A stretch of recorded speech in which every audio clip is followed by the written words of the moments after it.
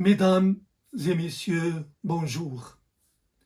Permettez-moi de vous entretenir aujourd'hui de cet écrivain, Boualem Sansal, et surtout de cette campagne d'intoxication qui veut nous convaincre qu'il est un combattant de la liberté, alors qu'il est le poignard dans le dos de la liberté. En effet, on nous accuse de vouer aux gémonies ce Boualem Sansal parce qu'il a critiqué la religion musulmane. Ceci est un immense mensonge. Celui qui est soumis au feu roulant de la critique, islam et Coran compris, est indéniablement Mohamed Arkoun. Pour ce grand professeur, nous avons un immense respect. Non, Boualem ne critique pas. Il nous abreuve d'insultes, avec une ignorance stupéfiante. Voilà ce qu'il débite. L'islam a tué la culture. L'islam dénie la dignité humaine. L'islam n'est qu'un parasite, puisqu'il est né du judaïsme. Ce même judaïsme qui a fait de l'étude et du débat sans intention prosélyte un outil de connaissance. C'est une religion parfaite de ce point de vue. Il ajoute, pour le musulman, il faut haïr le juif, le maudire du mieux qu'on peut. Cela plaît à Allah. Oui, ce sont ces balivernes que débite Boualem, qui veut nous convaincre que le juif est paré de toutes les vertus, alors que le musulman n'est qu'un être malveillant. Une méprisante caricature en somme. Pour corroborer ces jugements à l'emporte-pièce, toute ânerie est la bienvenue. Ainsi, islam, islamisme, terrorisme, culture, toutes ces notions hétéroclites ne sont que différentes facettes d'une même religion ankylosée, perfide et vénéneuse. Pour ces idioties, l'anthropologie, l'histoire, la sociologie sont proscrites. Leur lumière ne pulvérise-t-elle pas ces clichés usés jusqu'à la corde? Serions-nous étonnés si les thèmes d'un Zemmour sont repris tels quels? Ce dernier ne s'adresse-t-il pas à lui en ces termes?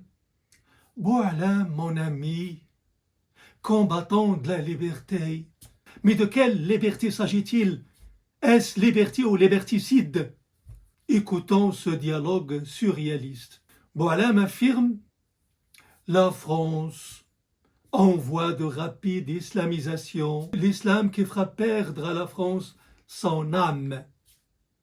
Il ne fait que croître et balaye tout sur son passage. Islam et terrorisme vont de pair.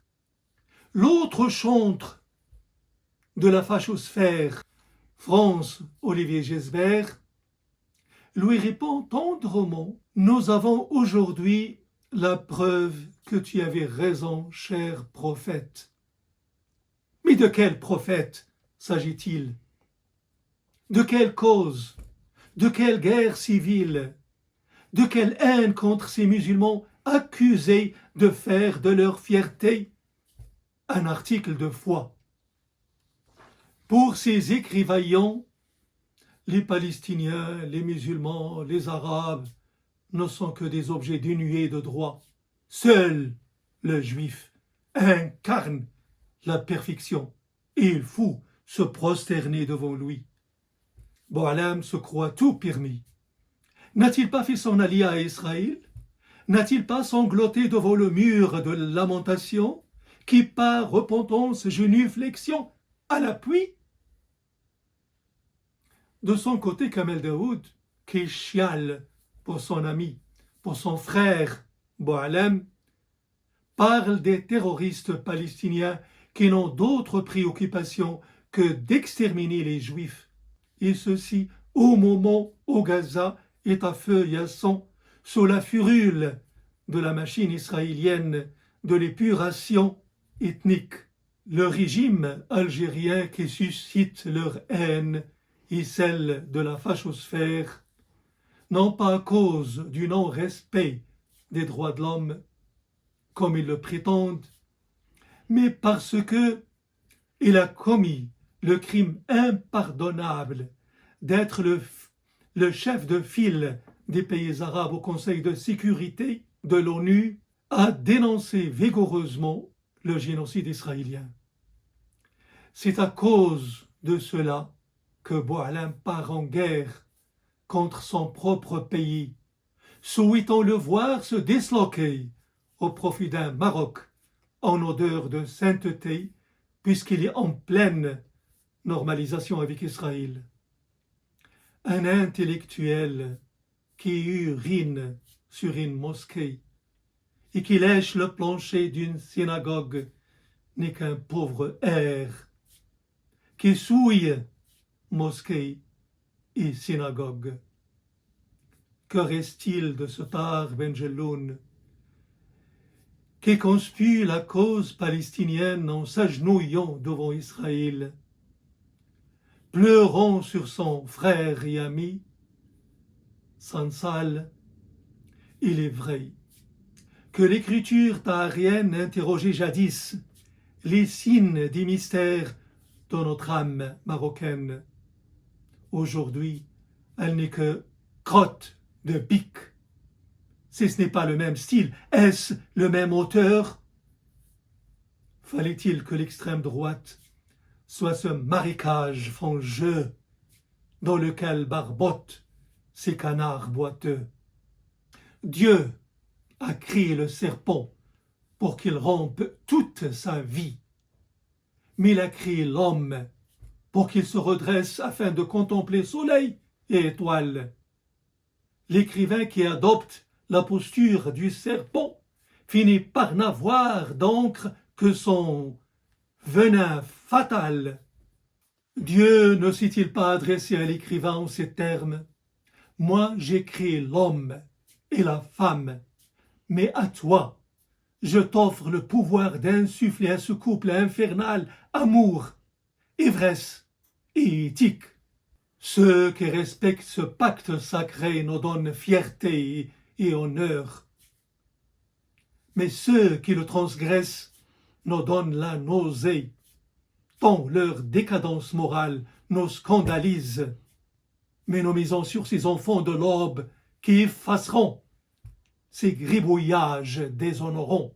Jamais l'artifice ne marque ni ne grave. Jamais un castré culturel n'accouche d'une création. Jamais un coq châtré ne lance à l'aube un puissant cocorico saluant le lever du soleil. C'est par malheur l'éminent Gabriel Marquez avait craché sur sa mère. Aurait-il produit ces chefs-d'œuvre qui nous ont fait découvrir ce pan occulté de notre humanité, l'authentique, la fierté d'être soi, la bonté de l'âme, l'esprit glorifiant l'homme avec un grand H? C'est de cette sève qu'éclot un immortel chef-d'œuvre. Exit les travestis, exit les opportunistes. La noblesse de l'âme n'est pas l'asservissement moral. La fierté n'est pas cette servilité alternant léchage de kippa et crachotement sur le turban du père. Oh, vous qui marchez insouciants, faites attention à ces poignards déguisés en plumes. Ils ne s'aiguisent que pour mieux s'enfoncer dans le dos de la Oumma. Mesdames et messieurs, merci pour votre attention et à très bientôt.